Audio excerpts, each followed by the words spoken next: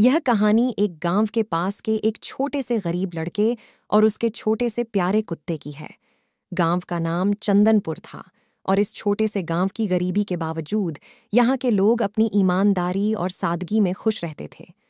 लड़का का नाम आदित्य था और उसके साथ रहने वाला कुत्ता रमू था। रमू एक सादा सा प्यारा सा लाल कुत्ता था जिसके पास कोई विशेष नसीब नहीं था, लेकिन उसमें बहुत सारा प्यार था। आदित्य और रमू के बीच की यह अनबोली दोस्ती किसी कहीं जाने वाली थी। एक दिन चंदनपुर में एक बड़ी समस्या आई। गांव के लोगों को प्यास लग गई थी और उनके पास पीने के लिए पानी नहीं था। लोग अपनी अपनी जिम्मेदारियों में बिजी थे और गांव की स्थिति बहुत बुरी हो गई थी। आदित्य और रमू ने इस समस्या को देखा और उन्होंने तय किया कि वे इस समस्या का समाधान ढूंढेंगे। वे अपने गांव के लोगों के लिए कुछ करना चाहते थे। आदित्य और रमू ने मिलकर सोचा कि क्या वे अपनी तरफ से कुछ कर सकते हैं।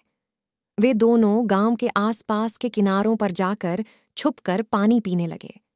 वे खुद को प्यासे लोगों की भावनाओं में समा ली और अपने कमजोर होने के बावजूद वे पूरी ईमानदारी से काम करने लगे।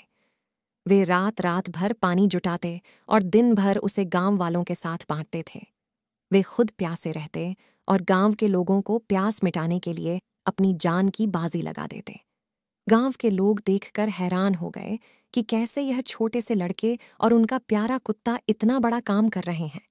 उन्होंने आदित्य और रमू को देखकर उनकी ईमानदारी और साहस की सराहना की और उनके साथ खड़े होकर एक साथ काम किया। आदित्य और रमू ने मिलकर एक पानी का तालाब खोदा और उसमें पानी भरा। इसके बाद वे गांव के लोगों को खुश देखने के लिए खुद को बहुत खुश महसूस कर रहे थे। गांव के लोगों ने आदित्य और रमू की ईमानदारी और साहस की सराहना की और उन्हें गांव के सच्चे हीरो घोषित किया। वे दोनों गांव के लिए अब एक महत्वपूर्ण हिस्सा बन गए थे। इसके बाद गांव की स्थिति सुधारने लगी। लोग अब प्यास का सामना नहीं कर रहे थे और उन्हें अपने जीवन को और भी बेहतर बनाने का मौका मिल गया।